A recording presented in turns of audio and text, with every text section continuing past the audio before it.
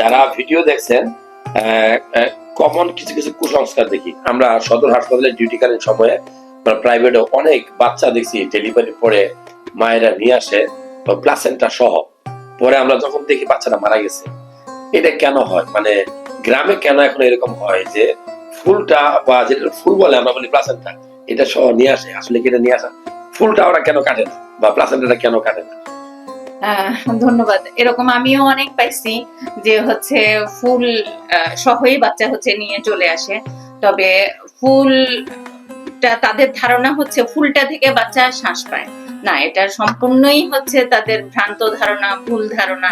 আবার বাচ্চা পানির ফুলটা পানির ভিতরে রেখে যে হচ্ছে বাচ্চা সহ নিয়ে চলে আসছে, বাচ্চাটা মারা যায়। বাচ্চাটা মারা কারণ যায়। কি বাচ্চার যে ব্লাডটা থাকে আর মায়ের যে কানেকশনটা, এটা হলো নারীর বন্ধন।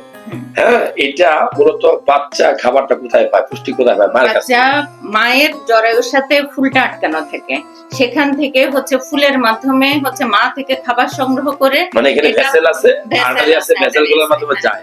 এখন যদি কেউ ফুলটা না কাটেন, ওই বাচ্চার সমস্ত রক্ত বের হয়ে যেতে বের চলে যায়, বাচ্চা এনিমিক হয়ে মারা যায়, শ্বাসকষ্ট রোগে মারা যায়।